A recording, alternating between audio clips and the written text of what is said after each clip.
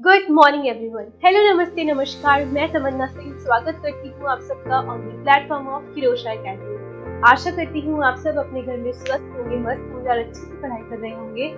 तो हम लेकर आ गए हैं फिर से आपके लिए एनसीईआरटी के कुछ 20 नॉन टेक्निकल इंपॉर्टेंट क्वेश्चंस, जिसमें आपकी जीके, जनरल नॉलेज, मैथ्स और इंग्लिश के क्वेश्चंस इंक्लूडेड होंगे। तो चलिए शुरू करते हैं। क्लास शुरू करने से पहले आपके पास एक पेन और अपनी रफ नोटबुक या फिर आपकी जो भी नोट्स की नोटबुक है वो आपके पास होनी चाहिए, ताकि आप जो भी एक्स्ट्रा गेन नॉलेज है उसमें ऐड कर सको और कुछ मैथ्स के क्वेश्चन है वो आप सॉल्व कर सको। तो चलिए शुरू करते हैं। तो सबसे पहला क्वेश्चन हमारे पास है इंग्लिश का। ठीक है, तो चलिए। तो क्वेश्चन है हमारे पास, the following sentence has been split into 4 segments. जो क्वेश्चन है उसको 4 सेगमेंट्स में तोड़ा गया है। Identify the segment that contains a grammatical error. आपको इन 4 सेंटेंस में से निम्नलिखित वाक्यों को 4 हिस्सों में बांटा गया है। उस हिस्से को वो पहचानिए जिसमें व्याकरण ग्रामेटिकल मिस्टेक हो रखी है। ठीक है, तो हमारे पास ये सेंटेंस आपको दे रखा है। इसमें आपको बताना है कि कौन से सेंटेंस में ग्रामेटिकल मिस्टेक है। तो सेंटेंस क्या है? Each member of the team receive a memorabilia after the match is over. तो ये आपके पास सेंटेंस है। अब आपको बताना है कि इसमें ग्रामेटिकल मिस्टेक कौन से पार्ट में है। तो अगर हम देखें तो each member of the team, यहाँ तक तो सही है। रिसीव अ मेमोरेबलिया, यहाँ पे कुछ वर्ड ऐसा लग रहा है कि यहाँ आना चाहिए था। After the match is over, यहाँ पे विल आना चाहिए था, तो तब ये सेंटेंस करेक्ट होता। Each member of the team will receive a memorabilia after the match is over. ठीक है, तो अगर इसी में ही आपकी जो भी ग्रामेटिकल मिस्टेक है वो इस वाले सेंटेंस में है, तो हमारा आंसर कौन सा हो जाएगा? Option C. Next question, select the most appropriate option to fill in the blanks. अब आपको यहाँ पे ग्रामेटिकल, ये भी आपके इंग्लिश का ही क्वेश्चन है। ठीक है, तो चलिए। ये बोल रहा है, besides being dash multi faceted artist he was dash poet, novelist and a painter. अब अगर हम यहाँ पे देखें, ठीक है, तो अगर फर्स्ट ऑप्शन से जाए तो फर्स्ट में आपके पास ए और एन दे रखा है। तो जब ए एन जो होता है ना, एन कब यूज होता है? जब हम किसी ऑब्जेक्ट की बात करते हैं या किसी सिंगुलर पर्सन की बात करते हैं। मेनली अगर किसी ऑब्जेक्ट को हम यहाँ पे स्पेसिफाई कर रहे हैं तब हम एन का यूज करते हैं। तो ये नहीं हो सकता। ठीक है, एन इसमें भी आ रहा है, ये भी नहीं हो सकता। तो हमारा आंसर वैसे भी आ गया। और अगर हम लोग इसको रीड भी करके देखें तो besides being a multi faceted artist he was a poet. ठीक है, पोएट था, सिंगुलर, यहाँ पे सिंगल पर्सन की बात हुई है, इसीलिए यहाँ पे सिंगुलर आएगा ए। ठीक है, next question, select the incorrectly spelled word. आपको इनमें से रॉन्ग स्पेलिंग बतानी है। जाइलोफोन, ओलिगोपोली, रॉबस्ट और जेनिथ, कौन सी है जो स्पेलिंग रॉन्ग है यहाँ पे? तो यहाँ पे स्पेलिंग जो रॉन्ग है वो रॉबस्ट की है, और रॉबस्ट की करेक्ट स्पेलिंग क्या होती है? सिंगल भी आता है, डबल भी नहीं आता है। तो option C is the correct answer. Next question, in a certain code language ARE is coded as 87। जब भी ऐसे वाले वर्ड्स आए ना तो सबसे पहले आपको ABCD लिखनी है और उनको नंबरिंग देनी है, क्योंकि ऐसा जरूरी नहीं कि एक ही क्वेश्चन आएगा, आपके पास 2-3 क्वेश्चन ऐसे आ सकते हैं। और अगर आप एक बार ABCD लिखोगे ना तो वो आपके लिए इजी हो जाएगा नेक्स्ट क्वेश्चन सॉल्व करने के लिए। तो चलो फटाफट से ABCD लिख लेते हैं हम। CD,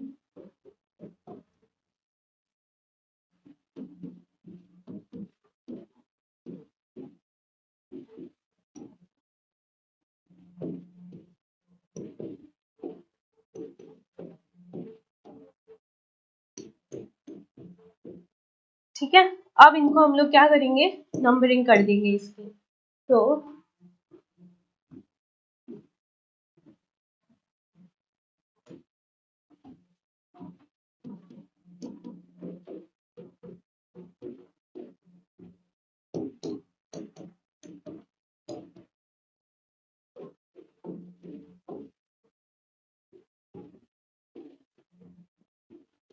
सिक्स, ठीक है। तो ये हो गए हमारे टोटल ABCD और उनकी नंबरिंग कर दी।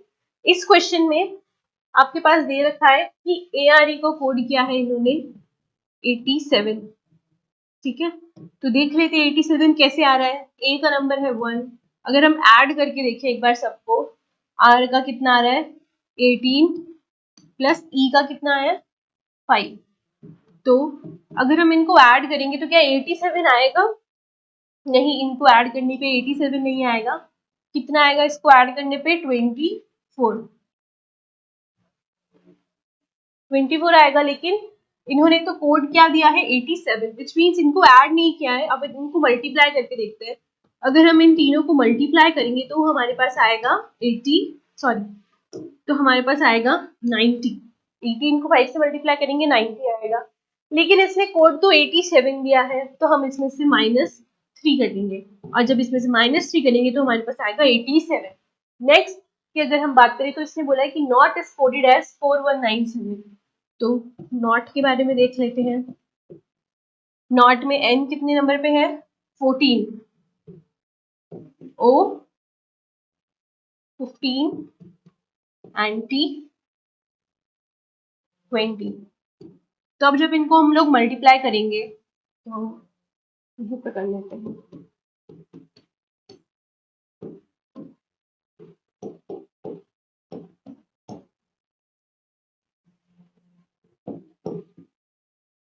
टू 210 अगर इसको 2 से मल्टीप्लाई करेंगे तो कितना आ जाएगा 420।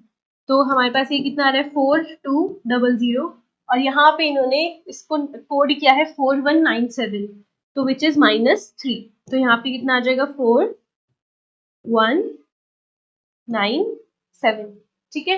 अब इन्होंने पूछा है कि हम लोग कैट को कैसे कोड करेंगे इस फॉर्मेट में, ठीक है। तो अब कैट की बात कर लेते हैं। तो C का नंबर है 3, A का नंबर है 1 और T का नंबर है 20, और जब इनको मल्टीप्लाई करेंगे तो हमारे पास कितना आएगा 60, और 60 में से 3 माइनस करेंगे तो हमारे पास आएगा 57, विच इज ऑप्शन सी। तो इस बार ऐसे वाले क्वेश्चन में आपको ट्विस्ट देखने को मिला है, क्योंकि यहाँ पे हमने मल्टीप्लाई भी किया है और फिर उसके बाद में उसमें से नंबर को माइनस भी किया है। अब तक हम क्या कर रहे थे, बस जो नंबर जो भी कोड हमें प्रोवाइडेड था उसके अकॉर्डिंग हम एडिशन कर रहे थे, ठीक है। Next question, select the option that represents the correct order. आपको करेक्ट ऑर्डर बताना है of the given words as they would appear in English dictionary. आपको डिक्शनरी के अकॉर्डिंग बताना है कि अगर ये वर्ड्स डिक्शनरी में होते तो आप उनको किस फॉर्म में अरेंज करते, ठीक है। तो अगर यहाँ पे हम लोग बात करें तो PO लेटर सब में सेम है, ठीक है। हमें देखने हैं ये नेक्स्ट वाली जो भी थर्ड लेटर है वो हमें देखना है। तो अगर हम यहाँ पे बात करें तो TSSLP, इनमें से TS और LP में से सबसे पहले कौन सा आता है ABCD में? हमने नेक्स्ट लास्ट क्वेश्चन में लिखी है ABCD, हाँ। तो हमारे पास कौन कौन सा लेटर है TSLP, ठीक है। हमें ध्यान रखना है TSLP। TSLP में से सबसे पहले कौन आ रहा है? L आ रहा है ना, तो L यहाँ पे है। तो सबसे पहले हम लोग किसको नंबर करेंगे?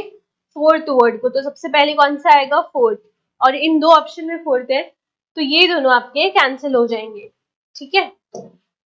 अब L के बाद L हो गया हमारा, तो L को क्रॉस कर देंगे। अब L के बाद देखेंगे कौन सा आता है लेटर? P। P आ रहा है ना, तो अब P लेटर वाला नंबर हम पहले ले लेंगे, विच इज पॉपुलर, जो 5th नंबर पे है। इन दोनों में 5th है। अब देखते हैं नेक्स्ट। तो P के बाद हमने अभी क्या देखा था? S आता है, तो इसमें भी S है और इसमें भी S है, दोनों में S है ना। तो S के बाद आता है T,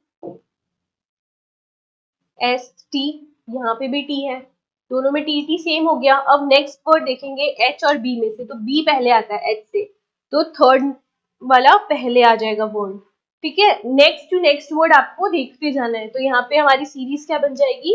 4 5 3 2 1, ठीक है। अब देखो हमने लास्ट क्वेश्चन में ABCD लिखी थी और वो हमारे इस क्वेश्चन को सॉल्व करने में भी काम आई है, ठीक है। ये सेम उसी वे में क्वेश्चन है। यहाँ पे फर्स्ट 2 लेटर्स सबके सेम है, आपको नेक्स्ट लेटर्स के अकॉर्डिंग बताना है कि डिक्शनरी में अगर आप इनको प्लेस करते हो तो वो किस फॉर्मेट में रहेगा, ये आपको बताना है। तो ये क्वेश्चन मैं आपको होमवर्क दे रही हूँ, क्योंकि सेम टाइप का क्वेश्चन हमने किया है, तो इसका आंसर आपको मेरे को कमेंट सेक्शन में बताना है। Next question, which letter cluster will replace the question mark to complete the given series. अब आपको इस सीरीज को कंप्लीट करनी है और आपको बताना है कि इस यहाँ पे कौन सा, इनमें से कौन सा वर्ड आएगा। ठीक है, तो मैं एक बार यहाँ पे फिर से एबीसीडी लिख दूं, बार बार पीछे जाना पड़ेगा अदरवाइज।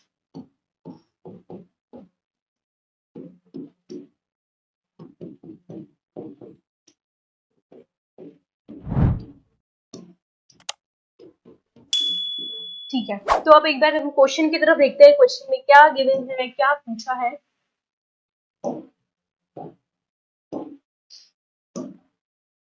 ना। एक बार क्वेश्चन देखते हैं।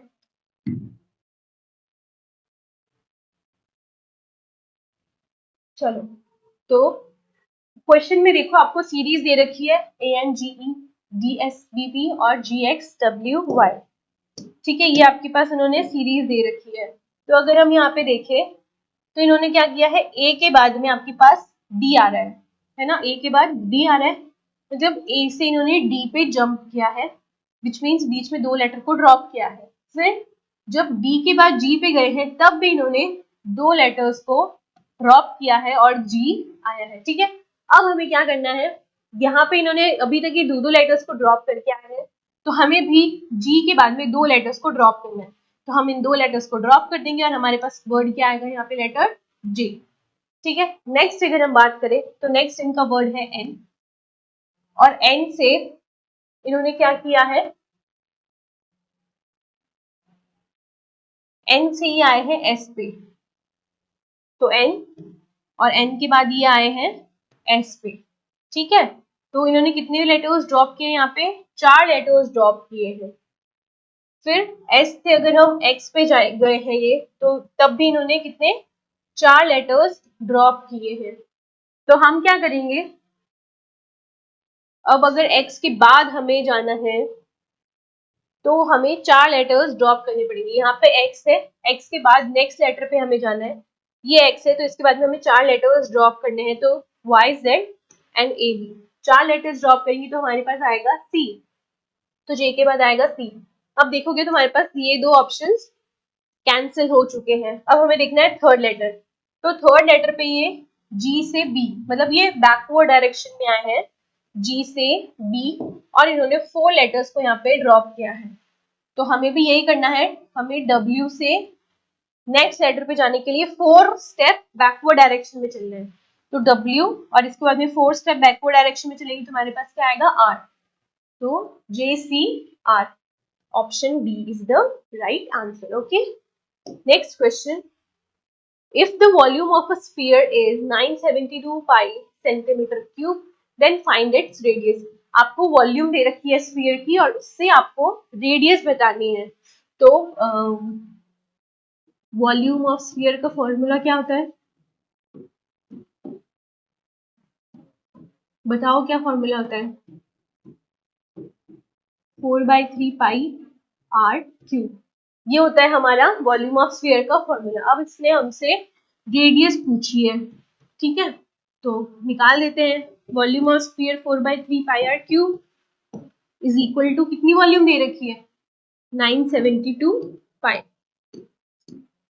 ठीक है, तो 972 पाई, पाई से पाई कैंसिल हो गया, आर क्यूब 4/3 को यहाँ लेके जाएंगे तो हमारे पास आएगा 972/4 इंटू 3। ठीक है, और आप जब इसको सॉल्व करोगे तो हमारे पास कितना आ जाएगा, हमारे पास आ जाएगा 729। ठीक है, तो हमारे पास क्या आया है, आर क्यूब की वैल्यू आई है 729, लेकिन हमें इसने आर क्यूब नहीं, हमें इसने सिर्फ आर पूछा है, रेडियस के बारे में पूछा है। तो 729 का क्यूब रूट करेंगे तो क्या होता है, 729 का क्यूब रूट 9 होता है। जब आप 9 को 3 टाइम्स मल्टीप्लाई करेंगे तो आपके पास 729 आ जाएगा। ठीक है, next question, a retailer offers a discount scheme on shirts. ठीक है, आप किसी शॉप पे जाते हो, आपको शर्ट्स पे डिस्काउंट मिल रहा है, और वो बोल रहा है कि अगर आप 3 शर्ट्स बाय करोगे तो आपको 2 शर्ट फ्री में मिलेंगे। What is the discount percentage? आपको बताना है कि आपको कितना डिस्काउंट परसेंटेज वाइज कितना डिस्काउंट आपको मिल रहा है। तो डिस्काउंट परसेंटेज जो होता है, डिस्काउंट परसेंटेज को निकालने का एक फॉर्मूला होता है, और वो फॉर्मूला क्या होता है? नंबर ऑफ फ्री, यहाँ पे हम लोग शर्ट्स की बात करें तो यहाँ पे मैं फॉर्मूले में शर्ट्स ऐड कर रही हूँ। हम यहाँ पे क्या देखते हैं? नंबर ऑफ फ्री, जो भी चीज हमें फ्री मिल रही है वो, और साथ में अपॉन में number of total number of shirts, total number of shirts into 100। अब जब हम यहाँ पे वैल्यूज पुट करेंगे तो हमारे पास फ्री शर्ट्स हमें कितनी मिल रही है? 2। और हमारे पास टोटल नंबर ऑफ शर्ट्स कितनी है? 2 फ्री मिल रही है। और कब मिल रही है? जब हम 3 शर्ट्स परचेज करेंगे तो टोटल शर्ट्स कितनी हो जाएगी? 5 इंटू 100। और ये सॉल्व करेंगे तो हमारे पास कितना आ जाएगा? 40%। So your answer is option D, which is 40%. Next question. A can complete a piece of work in 12 days and B can complete the same work in 36 days. एक पर्सन है A जो एक काम, कोई भी काम कर रहा है, वो कर रहा है उसी काम को 12 दिन में कंप्लीट कर रहा है, और वही एक दूसरा पर्सन है जिसका नाम है B, और वो कितने 36 डेज में अपना काम कंप्लीट कर रहा है। फिर इसने पूछा है इन हाउ मेनी डेज, अगर वो दोनों साथ में काम करते हैं तो उन दोनों को साथ में काम खत्म करने में कितने दिन लगेंगे, ये आपको बताना है। तो जब भी इस टाइप के क्वेश्चंस आएंगे तब आपको कैसे डील करना है इन क्वेश्चंस के साथ में। तो सबसे पहले ये बोल रहा है कि ए जो पर्सन है, ए की हम बात करें, वो कर एक काम को 12 दिन में कंप्लीट कर रहा है और बी उसी काम को 36 डेज में कंप्लीट कर रहा है। तो कुछ नहीं करना है, सिंपल इन दोनों को ऐड कर देना है बस। तो 1/12 प्लस 1/36। अब अगर इन दोनों का हम एलसीएम लेते हैं तो 36 और 12 की टेबल में 36 कितने टाइम्स आता है? 3 टाइम्स, और 36 की टेबल में 1 टाइम, तो 4/36। अब इसको डिवाइड करेंगे तो 9 आएगा। दोनों को साथ काम करने में कितना टाइम लगेंगे? 9 days. Next question, which of the following dances, ये हमारे आपके जीके के क्वेश्चन आ गए हैं। Which of the following dances is dedicated to temples and was earlier known as Sadir? ठीक है, आपको बताना है इनमें से कौन सा डांस है जो टेम्पल्स को डेडिकेट किया हुआ था, और वो उसका दूसरा नाम क्या था? सादिर उसका दूसरा नाम था। क्या वो भरतनाट्यम था, कथकली था, कथक था, या मणिपुरी था? कौन सा था ये आपको बताना है। तो अगर मैं थोड़ा सा हिंट दूं तो ये जो डांस फॉर्म था वो कहाँ से ओरिजिनेट हुआ था? तमिलनाडु से ओरिजिनेट हुआ था। और वो कौन सा डांस फॉर्म था?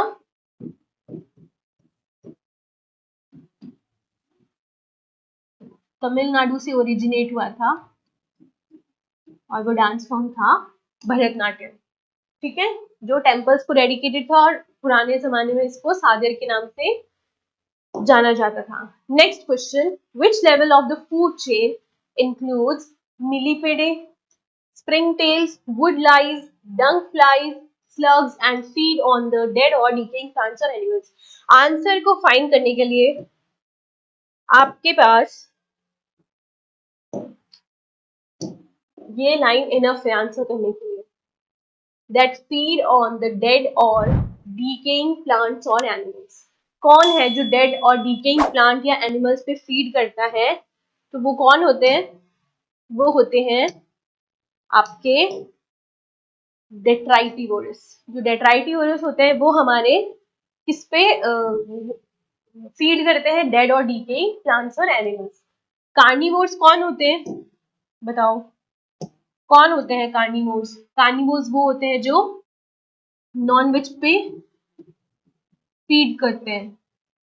ठीक है, जो नॉनवेज एडिबल वाले, जो सिर्फ और सिर्फ जो नॉनवेज खाते हैं, जैसे हमारे लायन हो गया, है ना, लायन, टाइगर, चीता, ये सब कौन होते हैं? हमारे कार्निवोर्स में आते हैं।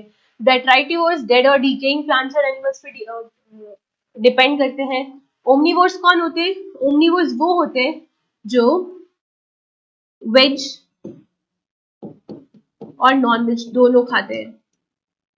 एग्जाम्पल ह्यूमन बींग्स हो गए, हम लोग प्लांट मटेरियल पे भी डिपेंड करते हैं, और जो हमारे नॉन वेज वाले फूड आइटम्स होते हैं उन पे भी डिपेंड करते हैं, तो वो होते हैं हमारे ओमनिवोर्स। और हर्बीवोर्स क्या होते हैं, जो सिर्फ और सिर्फ प्लांट्स पे डिपेंड करते हैं। ठीक है, जो सिर्फ और सिर्फ पेड़ पौधे को खाते हैं उनको बोलते हैं हम लोग हर्बीवोर्स, जैसे जेब्रा हो गया, है ना। Next question, which of the following metals having atomic number 3, atomic number 3 दे दिया उसने, आपको बताना है पीरियोडिक टेबल में एटॉमिक नंबर 3 पे कौन सा एलिमेंट होता है। अगर आप लोगों को याद नहीं है तो याद कर लेना, क्योंकि जनरल क्वेश्चन है। ठीक है, तो कौन सा होता है एटॉमिक नंबर 3 पे एलिमेंट। अगर ऐसे हम लोग रीड करें फ्रॉम एटॉमिक नंबर 1, तो 1 पे कौन आता है, hydrogen. Hydrogen, helium, lithium, beryllium, boron, carbon, nitrogen, oxygen, ऐसे आपको ये सारे याद होने चाहिए। टिल आपको एटलीस्ट 20 एटॉमिक नंबर तक थोड़े बहुत तो याद होंगे ही, आपको लर्न होने चाहिए। ठीक है, तो हमें इसने पूछा है थर्ड नंबर पे कौन आता है, तो हाइड्रोजन, हीलियम, लिथियम। थर्ड पे कौन आ रहा है हमारा, लिथियम। इसने आगे बोला है is a soft silvery metal with low density that reacts vigorously with water and करोज quickly in air. और ये कौन है हमारा, लिथियम। ठीक है, लिथियम की आपको आइडिया हो तो हमारे फोन्स में जो बैटरीज होती हैं वो लिथियम आयन की बनी होती है ना। Next question, the article of the Indian Constitution that deals with all the executive powers, that deals with all the executive powers, the article of the Indian Constitution that deals with the executive powers of the governor is। ये articles आपको learn होने चाहिए, एक मतलब सारे articles के बारे में आपको नॉलेज होना चाहिए कि कौन से आर्टिकल कौन से इंसिडेंट पे बेस्ड है। ठीक है, क्योंकि इजी है, आपको सिर्फ लर्न ही रखना है। ठीक है, तो इसका आंसर क्या हो जाएगा, जो executive powers of the governor पे डील करता है वो कौन सा आर्टिकल है हमारा, आर्टिकल नंबर 154। ठीक है, next question, which water body covers an area of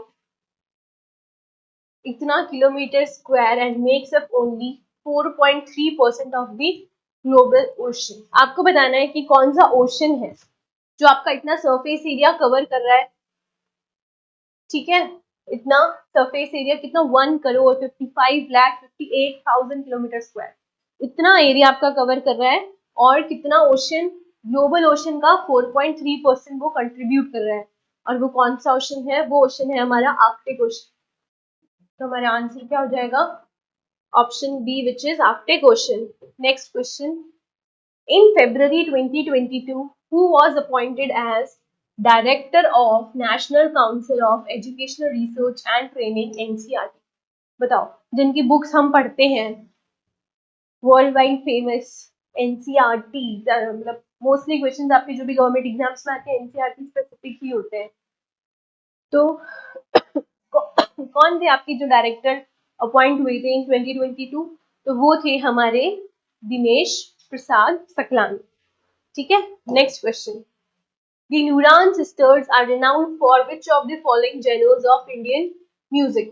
जो नूरान सिस्टर्स थी उनका जो जेनर था म्यूजिक का वो कौन सा जेनर था, क्या वो कवाली था, सूफी था, गजल्स थी, या हिंदुस्तानी क्लासिकल था।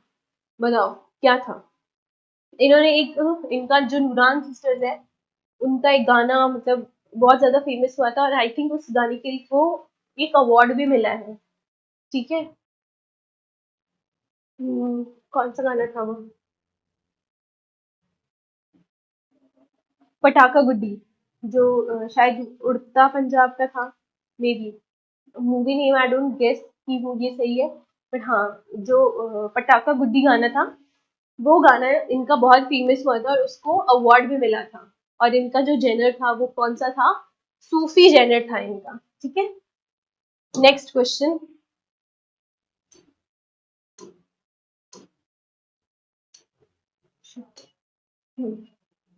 Muriatic acid is another name of which compound used in the production of chlorides, fertilizers and dyes in electroplating and in photographic, textile and rubber industries। इनमें से कौन सा एसिड है, आपको बताना है कि म्यूरियाटिक एसिड का दूसरा नाम क्या है। ये आपसे बेसिकली यहाँ पे क्वेश्चन पूछा गया है। Is muriatic acid is another name of, किसका अनदर नेम है? क्या वो परक्लोरिक एसिड का है, सल्फ्यूरिक एसिड का है? परक्लोरिक एसिड क्या होता है? HClO3, HOCl3 I guess, I may be wrong, ये गलत भी हो सकता है। आपको बताना है मुझे कमेंट सेक्शन में कि परक्लोरिक एसिड का फॉर्मूला क्या होता है, ठीक है? परक्लोरिक एसिड का फॉर्मूला आपको मुझे कमेंट सेक्शन में बताना है, क्योंकि मुझे नहीं पता है, कच्चा पक्का पता है, ठीक है? तो सल्फ्यूरिक एसिड, हाइड्रोक्लोरिक एसिड और नाइट्रिक एसिड, ठीक है? तो बताओ म्यूरेटिक एसिड का दूसरा नाम क्या होता है? Hydrochloric acid.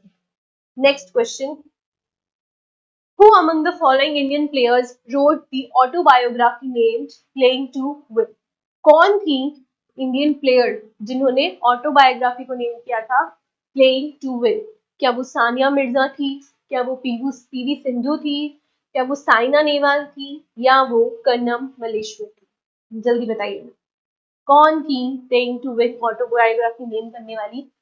वो थी हमारी Saina Nehwal. Next question, Yog Sundar Desai, a pioneer who ventured into the world of Indian dance in the pre-independence era and was born on July 16, 1921.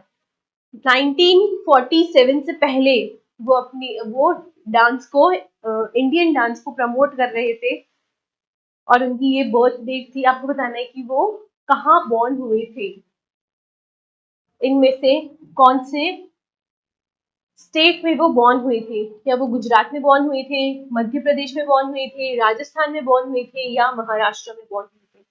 कहाँ बॉर्न हुए थे योग सुंदर देसाई? तो वो बॉर्न हुए थे हमारे गुजरात में, ठीक है? तो ये थे आपके कुछ 20 क्वेश्चंस। आई होप आपको ये सेशन अच्छा लगा होगा। So with this, thank you and all the very best.